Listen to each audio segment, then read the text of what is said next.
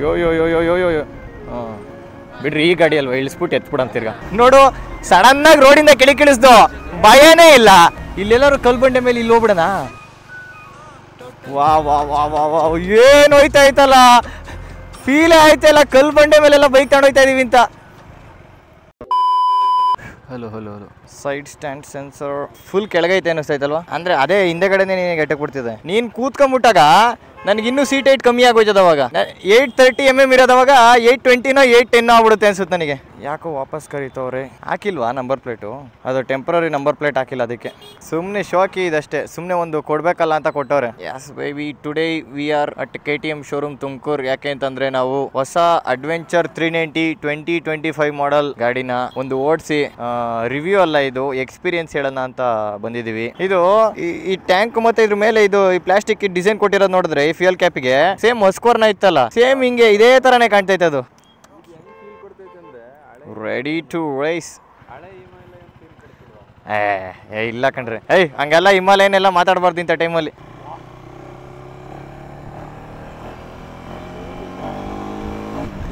ಒಳ್ಳೆ ಕುದುರೆ ಎಗ್ರದಂಗೆ ಎಗ್ರುತ್ತೈತೆ. ನಾವು ತಾಟಲ್ಲಿ ಹೆಂಗೆ ಕೊಡ್ತೀವಿ ಹಂಗೆ. ಇಲ್ಲ ಡಿವೈಡ್ರು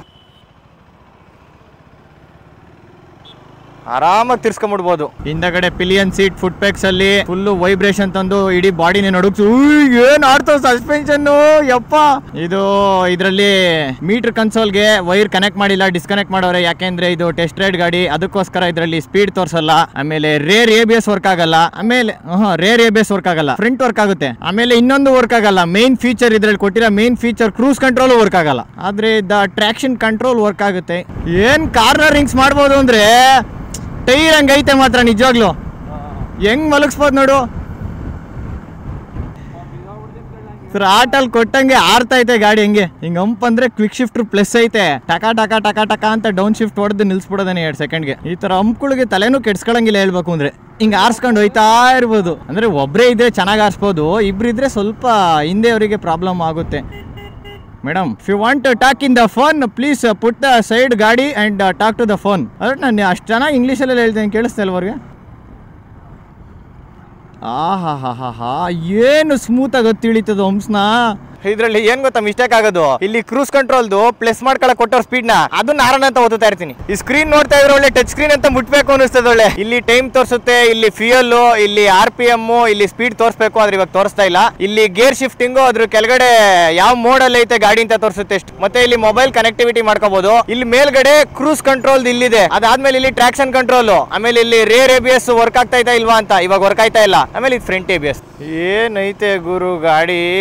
ಇದು ಲೆಫ್ಟ್ ಸೈಡ್ ಕೊಟ್ಟಿರೋ ಫಂಕ್ಷನಲ್ ಬಟನ್ಸ್ ನೋಡೇ ಸೈಕ್ ಆಗ್ಬಿಡ್ಬೇಕು. ಒಳ್ಳೆ ಹೆಂಗ್ ನೋಡು, ಫುಲ್ ತುಂಬಿಟ್ಟೈತೆ ಹಂಗೆ ಬಟನ್ಸ್ ಗಳು. ಹಜಾರ್ಡ್ ಇಂಡಿಕೇಟರ್ಸ್ ಇದು ಇನ್ಬಿಲ್ಟ್ ಕೊಟ್ಟವ್ರೆ. ಇಲ್ಲಿ ಕ್ರೂಸ್ ಕಂಟ್ರೋಲ್, ಇಲ್ಲಿ ಫಂಕ್ಷನಲ್ ಬಟನ್ಸ್, ಇಲ್ಲಿ ಇಂಡಿಕೇಟರ್, ಆರನ್ನು, ಇಲ್ಲಿ short cut method mode change ಮಾಡಕ್ಕೆ. ಅದ್ರ ಕೆಳಗಡೆ ಕ್ರೂಸ್ ಕಂಟ್ರೋಲ್ದು ಈ ಕಡೆಯಿಂದ ಪ್ಲಸ್ ಮಾಡೋದು, ಆ ಕಡೆಯಿಂದ ಮೈನಸ್ ಮಾಡೋದು ಸ್ಪೀಡ್ ನ. ಈ ಕಡೆ ಬರೀ ಕಿಲ್ ಸ್ವಿಚ್, ಸೆಲ್ಫ್.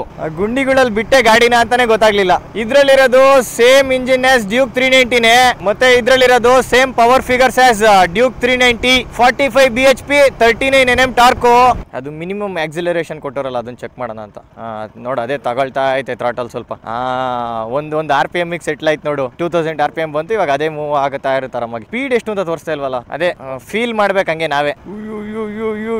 ಏನ್ ಮನಗಿಸ್ಬೋದು ಗುರು ಗಾಡಿ. ಗಾಡಿ ರೋಡ್ಗೆ ಕಚ್ಕೊಂಡೈತಂಗೆ. ಇಲ್ಲಿ ಮೆನುಗೆ ಹೋದ್ರೆ ಇಲ್ಲಿ ನಮ್ಗೆ ರೈಡಿಂಗ್ ಮೋಡ್ ಸಿಗುತ್ತೆ, ಸ್ಟ್ರೀಟು, ರೈನು, ಆಫ್ ರೋಡಿಂಗು. ಆಮೇಲೆ ಇದರಲ್ಲಿ ABS, ಸ್ವಿಚಬಲ್ ABS ಬರುತ್ತೆ. ABS road, of road mode. Of road ಮೋಡ್ಗೆ ಹಾಕಿದ್ರೆ ಹಿಂದೆಗಡೆ ರೇರ್ ABS ಆಫ್ ಆಗುತ್ತೆ. ಅದಾದ್ಮೇಲೆ MTC, ಇದು ಟ್ರಾಕ್ಷನ್ ಕಂಟ್ರೋಲ್ ಬರುತ್ತೆ. ಹಿಂದೆಗಡೆ ಟೈರು ಅಷ್ಟೊಂದು ಈಸಿಯಾಗಿ ಸ್ಲಿಪ್ ಆಗಕ್ ಚಾನ್ಸೇ ಇಲ್ಲ. ಅದಾದ್ಮೇಲೆ ಕ್ವಿಕ್ ಶಿಫ್ಟರ್ ಪ್ಲಸ್, ನೀವು ಅಪ್ ಶಿಫ್ಟ್ ಮಾಡ್ಬೋದು, ಡೌನ್ ಶಿಫ್ಟ್ ಮಾಡ್ಬೋದು, ಸೇಮ್ ಆಸ್ ಡ್ಯೂಕ್ 390. ಆಮೇಲೆ ಡಿಸ್ಪ್ಲೇ ಮೋಡ್ ನಮ್ಗೆ ಯಾವ ತರ ಬೇಕು ಆ ತರ ಆರಾಮಾಗಿ ಸೆಟ್ ಮಾಡ್ಕೋಬಹುದು ಡಿಸ್ಪ್ಲೇನ. ಸ್ಟ್ಯಾಂಡರ್ಡ್, ರೆಡ್ಯೂಸ್ಡ್ ಎರಡೇನ ಬರೋದು. ನಾನು ಇನ್ನ ಒಂದ್ 3-4 ತರ ಅನ್ಕೊಂಡೆ. ರೆಡ್ಯೂಸ್ಡ್ ಹಾಕಿ ನೋಡೋಣ ಹೆಂಗ್ ಕಾಣ್ತದೆ ಇವಾಗ. ತಗೊಳಪ್ಪ, ಈ ಕಡೆ ಗೇರು, ಈ ಕಡೆ ಸ್ಪೀಡ್ ಅಷ್ಟೇ, ಇನ್ನೇನು ಇಲ್ಲ. ಗೇರು, ಸ್ಪೀಡು, ಪೆಟ್ರೋಲು ಯಾವ ಮಾಡಲ್ ಐತೆ ಅಂತ ತೋರಿಸುತ್ತೆ ಅಷ್ಟೇ. ಟೈಮ್ ಅಂತ ತೋರಿಸುತ್ತೆ. ಇದೇ ಚೆನ್ನಾಯ್ತಾ? ಬೇಡ ಬಿಡಂಗ. ಇಲ್ಲ, ಅದ ನನಗೆ RPM ಅದು ಆರೆಂಜ್ ಕಲರ್ ಹೋಯ್ತಾ ಇರ್ಬೇಕು, ಬರ್ತಾ ಇರ್ಬೇಕು, ಅದ್ ನೋಡ್ಬೇಕು. ಆಮೇಲೆ ವಿಂಡ್ ವೈಸರ್ ಕಣಪ್ಪ, ನಿಜವಾಗ್ಲೂ ಯೂಸ್ ಆಗ್ತಿದೆ. ವಿಂಡ್ ವೈಸರ್ ಆರಾಮಾಗಿ ವಿಂಡ್ ಬ್ಲಾಸ್ಟ್ ತಡೀತಾ ಐತೆ, ನಮಗೆ ಫೀಲ್ ಆಗ್ತಾ ಇತ್ತು. ತಗೊಳ್ಳಪ್ಪ, ಏನೇನೋ ಏರೋಡೈನಮಿಕ್ಸ್ ಮಾಡೋರೆ. ಇವಾಗ ಸ್ಟ್ರೈಟ್ ಕೊಟ್ಬಿಟ್ರೆ ಇಲ್ಲಿಗೆ ಹೊಡೆದ್ಬಿಡುತ್ತಲ್ಲ, ಇಲ್ಲಿಗೆ ಬಂದಿದ್ದು ಹಿಂಗ್ ಪಾಸ್ ಥ್ರೂ ಆಗ್ಬಿಡ್ಲಿ ಅಂತ ಹಿಂಗ್ ಹೋಗ್ಬಿಡ್ಬೇಕಂಗೆ. Very good KTM engineers. ಮತ್ತೆ ಈ ಗಾಡಿಲಿರೋದು 14.5 litres fuel tank with 30 kmpl mileage ಅಂತ KTM ಅವರು ಹೇಳಿರೋದು. ಅದು ಕಮ್ಮಿನೂ ಬರ್ಬೋದು ಜಾಸ್ತಿನೂ ಬರ್ಬೋದು, ಡಿಪೆಂಡಿಂಗ್ ಅಪಾನ್ ದಿ ರೈಡಿಂಗ್ ಏನಂತಾರೆ ರೈಡಿಂಗ್ ಸ್ಟೈಲ್. ನಾನು ಆರ ನೋಡಿಯಕ್ ಹೋಗಿ ಅವಾಗಲಿಂದ ಕ್ರೂಸ್ ಕಂಟ್ರೋಲ್ದೇ ಒತ್ತುತ್ತಾ ಇದೀನಿ. ಯೋ ಯೋ ಯೋ ಯೋ ಯೋ ಯೋ ಬಿಡ್ರಿ, ಈ ಗಾಡಿ ಅಲ್ವಾ, ಇಳಿಸ್ಬಿಟ್ಟು ಎತ್ಬಿಡಂತ ತಿರ್ಗಾ ನೋಡು. ಸಡನ್ ಆಗಿ ರೋಡಿಂದ ಕೆಳಿಸ್ದು ಭಯನೇ ಇಲ್ಲ. ಆಮೇಲೆ ಇದು ಡಿಸ್ಪ್ಲೇ ಹಳೆ ಡ್ಯೂಕ್ 390 ಅಡ್ವೆಂಚರ್ ಅಲ್ಲಿ ಒಂಚೂರು ನಮಗೆ ಹೊಡಿಲಿಲ್ಲ ಬಿಡು, ವೈಸರ್ ಹೊಡಿತು. ಇದು ಡಿಸ್ಪ್ಲೇ ಹಳೆ ಡ್ಯೂಕ್ 390 ಅಡ್ವೆಂಚರ್ ಅಲ್ಲಿ ಒಂಚೂರು ಕೆಳಗಡೆ ಇದ್ದಂಗಿತ್ತು. ನಾವು ಇವಾಗ ನೋಡ್ಬೇಕು ಅಂದ್ರೆ ಅದನ್ನ ರೈಡರ್ ಕಷ್ಟ ಆಗ್ತಿತ್ತು. ಇವಾಗ ಕ್ಲೀನ್ ಆಗಿ ಯಾವ ತರ ಎತ್ ಕೊಟ್ಟವ್ರೆ ಅಂದ್ರೆ ರೈಡರ್ಗೆ ಕರೆಕ್ಟ್ ಆಗಿ ವಿಸಿಬಲ್ ಆಗಿರ್ಬೇಕು ಡಿಸ್ಪ್ಲೇ ತರ ಕೊಟ್ಟವ್ರೆ. ಪರ್ಫೆಕ್ಟ್ ಆಗೈತೆ. ಸಿಂಹ ಕ್ರೇಜಿ ಸಕ್ಕದಾಗಿ ಮಾಡಿದಿರ ಅಣ್ಣ. ಏನೇನೋ ಮಾಡ್ತಾ ಇದಾರೆ DD-Hills ಅಲ್ಲಿ. ಏನಿದು ವೈರಿಂಗ್ ಎಲ್ಲ ಮಾಡ್ತವ್ರೆ, ಅಲ್ಲ ದಾರ ಕಟ್ತವ್ರೆ. ಇವ್ರು ಯಾಕೆ ಕಾರ್ ಮಧ್ಯದಲ್ಲಿ ನಿಲ್ಸ್ಕೊಂಡವ್ರೆ, ಇವ್ರು ಏನೋ ದಾರ ಬಿಡ್ತವ್ರೆ, ಅಲ್ಲ ವೈರ್ ಬಿಡ್ತವ್ರೆ.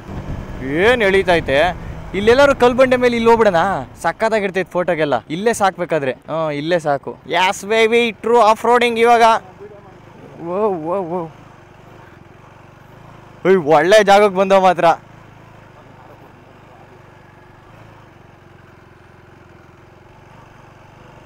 ವಾ ವಾ ವಾ ವಾ ವಾ ಏನು ಹೋಯ್ತಾ ಐತಲ್ಲ, ಫೀಲೇ ಆಯ್ತಲ್ಲ ಕಲ್ಬಂಡೆ ಮೇಲೆಲ್ಲ ಬೈಕ್ ತಗೊಂಡು ಹೋಯ್ತಾ ಇದೀವಿ ಅಂತ.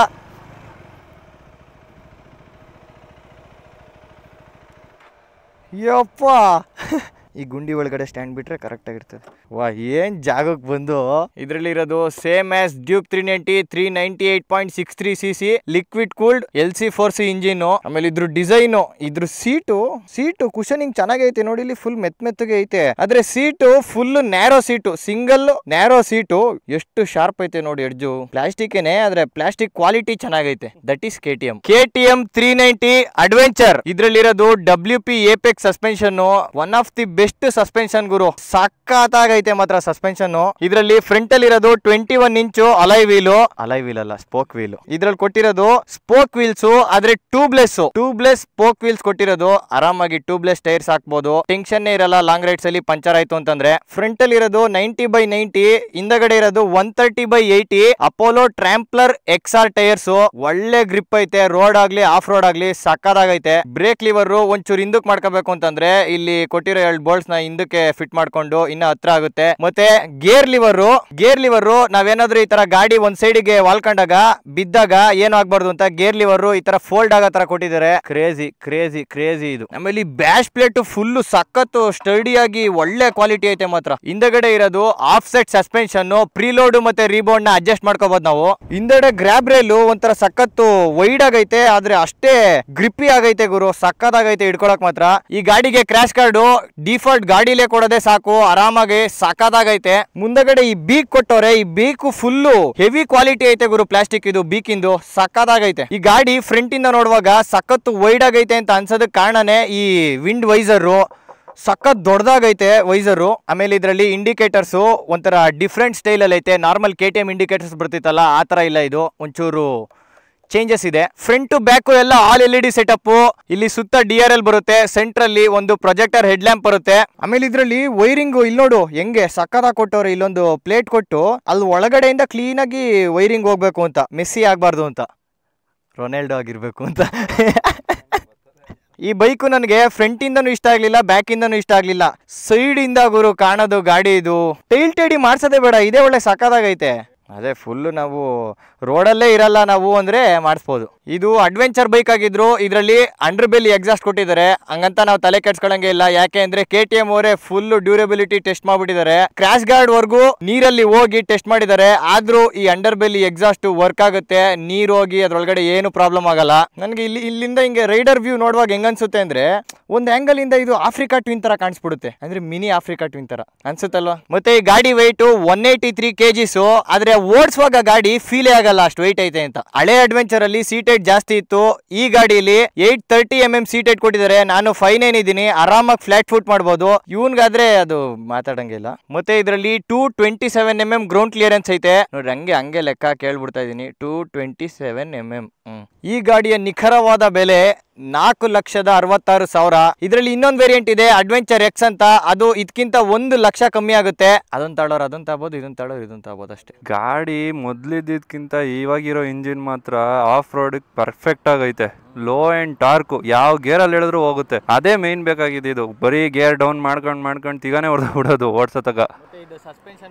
ಸಸ್ಪೆನ್ಷನ್ ಇನ್ ಎಂತ ಕೆಟ್ಟ ರೋಡ್ ಹೋದ್ರು ಹೋಗಿದೀವಿ ಅಂತಾನೆ ಅನ್ಸಲ್ಲ, ಹೈವೇ ಮೇಲೆ ಹೋಗ್ತಿದೀವಿ ಅನ್ನೋ ತರ ಇರ್ತದೆ. ಅದು ಸ್ಟಿಕ್ಕರ್ಸ್ ನಂದ ಇಲ್ಲಿ ಅಂಟಿಸ್ಬಿಡ್ಬೇಕು, ನೋ ರೋಡ್ಸ್ ನೋ ಪ್ರಾಬ್ಲಮ್. ನಾವ್ ಅಷ್ಟೆಲ್ಲ ರುಬ್ಬಾಡಿದ್ಕೆ ಗಾಡಿ ಸ್ವಲ್ಪ ಹೀಟ್ ಆಗುತ್ತೆ, ಅಂದ್ರೆ ಅಷ್ಟೊಂದು ಅಂತ ಹೇಳಕ್ಕಾಗಲ್ಲ, ಮ್ಯಾನೇಜಬಲ್ ಹೀಟ್ ಆಗುತ್ತೆ. ಆ ಸೀಟ್ ಶೇಪ್ ನೋಡಿ ಹೆಂಗ್ ಕೊಟ್ಟವ್ರ ಒಳ್ಳೆ. ಆ ನ್ಯಾರೋ ಸೀಟ್ ಮತ್ತೆ ಮುಂದಗಡೆ ಈ ವಿಂಡ್ ವೈಸರ್ ನೋಡಿ ಕಂಡಿಡಿಬಹುದು. ಇದೊಂದು ಡಾಕಾರ್ ರ್ಯಾಲಿ ಇನ್ಸ್ಪೈರ್ಡ್ ವೆಹಿಕಲ್ ಇದು ಅಂತ. ಹಳೆ ADV 390 ಗಿಂತ ಇದು ಲೋ ಅಂಡ್ ಟಾರ್ಕ್ ಸಖತ್ತಾಗಿ ಕೊಟ್ಟಿದ್ದಾರೆ. ಯಾವಾಗ್ಲೂ ಗೇರ್ ಶಿಫ್ಟ್ ಮಾಡ್ತಾನೆ ಇರ್ಬೇಕು ಅಂತ ಏನು ತಲೆನೋವಿಲ್ಲ. ಸಿಟಿ ಒಳಗಡೆ ರುಬ್ಬಾಡಕ್ಕೆ ಗಾಡಿ ಕ್ರೇಜಿ ಅಂತಾನೆ ಹೇಳ್ಬೋದು. ತಲೆ ಕೆಡ್ಸ್ಕೊಳಂಗೆ ಇಲ್ಲ. ADV ಗಾಡಿ ದೊಡ್ಡ ಗಾಡಿ, ನಾವು ಸಿಟಿ ಒಳಗಡೆ ಓಡಿಸುವಾಗ ಸಖತ್ ಕಷ್ಟ ಆಗುತ್ತೆ, ಅವೆಲ್ಲ ತಲೆನೋವೇ ಇಲ್ಲ, ಆರಾಮಾಗಿ ನುಗ್ಸಾಡ್ಬೋದು. ನೋಡಕ್ ಅಷ್ಟೇ ಇದು ಸಖತ್ ದೊಡ್ಡದಾಗಿ ಕಾಣದ್ ಗಾಡಿ. ಕೂತ್ಕೊಂಡು ರೈಡ್ ಮಾಡುವಾಗ ಅಷ್ಟೊಂದು ದೊಡ್ಡ ಗಾಡಿ ಅಂತ ಫೀಲ್ ಆಗಲ್ಲ, ಈಸಿಲಿ ಮ್ಯಾನೇಜಬಲ್. ಮತ್ತೆ ಗಾಳಿ ಬಿಸಿ ಗಾಳಿ ಕಾಲ್ಗೆ ಹೆಂಗ್ ಹೊಡಿತೈತೆ ಗೊತ್ತಾ. ಶೂ ಬೇರೆ ಹಾಕೊಂಡಿಲ್ಲ ನಾನು, ಚಪ್ಪಲಿ ಹಾಕೊಂಡಿದೀನಿ. ಚಪ್ಪಲಿ ಹಾಕೊಂಡು ಚಪ್ರಿ ಆಗ್ಬಿಟ್ಟಿದೀನಿ. KTM ಕಾಲಿಗೆ ಸಖತ್ತು ಬಿಸಿ ಗಾಳಿ ಹೊಡಿತೈತೆ. ಇಂಜಿನ್ ನೀಟ್ ಆಗೈತೆ, ಯಾಕೆಂದ್ರೆ ಸ್ವಲ್ಪ ನಾವು ಕೆಚ್ಚದು, ಅದಕ್ಕೆ ಫಿಯಲ್ಲೇ ರಿಸರ್ವ್ ಬಂದ್ಬಿಟ್ಟೈತೆ ಇನ್ನೇನು. ಮತ್ತೆ ಇದ್ರಲ್ಲಿ ಕೊಟ್ಟಿರೋ quick shifter plus as smooth as cheese, ಸಖತ್ತಾಗಿ ಶಿಫ್ಟ್ ಆಗುತ್ತೆ, ಅಪ್ ಆಗ್ಲಿ ಡೌನ್ ಆಗ್ಲಿ, ಕ್ರೇಜಿ. ಇವಾಗ ಗಾಡಿನ ವಾಪಸ್ ಶೋರೂಮ್ಗೆ ಕೊಡುವ ಸಮಯ. GTಗೂ ಇದಕ್ಕೂ ಎಕ್ಸ್ಚೇಂಜಾ ನೋಡು ಹೆಂಗಾರುತ್ತೊಳ್ಳೆ, ಸಕ್ಕತ್ತಾಗಿತ್ತು ಎಕ್ಸ್ಪೀರಿಯನ್ಸು. Miss you ADV. ಈಗ ಡ್ಯೂಕ್ 390 ಯಾವ ತರ ಫನ್ ಗಾಡಿನೋ ಅದೇ ತರ ಇದು ADVಲಿ ಫನ್ ಗಾಡಿ. ಇದು ಸಕ್ಕದ ಮಾಡೋರೆ. ಇವಾಗ ಆ ADVಲಿ ಕೂತ್ಕೊಂಡ್ಬಿಟ್ಟು GTಲಿ ಕೂತ್ಕೊಂಡ್ರೆ ಯಾಕೆ ಇಷ್ಟೊಂದು ಬಗ್ಬೇಕು ನಾನು ಹಂಗೆ ಅನ್ಸೋದು. ಅದ್ರಲ್ಲಿ ಹೆಂಗ್ ಕೂತಿದ್ದೆ, ಒಳ್ಳೆ ರಾಜ ಕುಂತಂಗೆ ಕೂತಿದ್ದೆ. ಇದ್ರಲ್ಲಿ ಬಕ್ಕಬೇಕು. ಯಾವ್ದಲ್ಲ ಅದು ಅಪ್ರಿಲಿಯಾಗೆ, ಅದು ಯಾವುದೋ ಎಕ್ಸಾಸ್ಟ್ ಎಲ್ಲ ಹಾಕ್ಸ್ಕೊಂಡು. KTM 390 ರೈಡ್ ರಿವ್ಯೂ ಅಲ್ಲ, ರೈಡ್ ಎಕ್ಸ್ಪೀರಿಯನ್ಸ್ ಅಂತ ಹೇಳ್ಬೋದು. ಈ ವಿಡಿಯೋನ ಇಲ್ಲಿಗೆ ಎಂಡ್ ಮಾಡೋಣ. ಇನ್ನು ಮುಂದೆ ಯಾವ್ಯಾವ ಗಾಡಿ ಸಿಗುತ್ತೆ ಈ ತರ ಒಂದು ರೈಡ್, ಒಂದು ಸ್ಪಿನ್ ಹೋಗಿ ಎಕ್ಸ್ಪೀರಿಯನ್ಸ್ ಮಾಡಿ ನಿಮಗೂ ಆ ಎಕ್ಸ್ಪೀರಿಯನ್ಸ್ನ ಹೇಳ್ತೀವಿ. ನೀವಿನ್ನು ಸಬ್ಸ್ಕ್ರೈಬ್ ಮಾಡ್ಕೊಂಡಿಲ್ಲ ಅಂದರೆ ಸಬ್ಸ್ಕ್ರೈಬ್ ಮಾಡಿ, ಲೈಕ್ ಮಾಡಿ, ನಿಮ್ಮ ADV ಎಂತೂಸಿಯಾಸ್ಟ್ಗೆ ಶೇರ್ ಮಾಡಿ. ಮತ್ತೆ ನೀವಿನ್ನು ಏನಾದರೂ ಯೂಟ್ಯೂಬಲ್ಲಿ ನೋಡ್ತಿರೋರು ಇನ್ನ ನನ್ನ ಇನ್ಸ್ಟಾಗ್ರಾಮ್ ಅಲ್ಲಿ ಫಾಲೋ ಮಾಡ್ಕೊಂಡಿಲ್ಲ ಅಂತಂದ್ರೆ ಟ್ರಿಗರ್ಡ್ ತೇಜಸ್ ಅಂತಾನೆ, ಟ್ರಿಗರ್ಡ್ _ತೇಜಸ್ ಫಾಲೋ ಮಾಡ್ಕೊಳ್ಳಿ.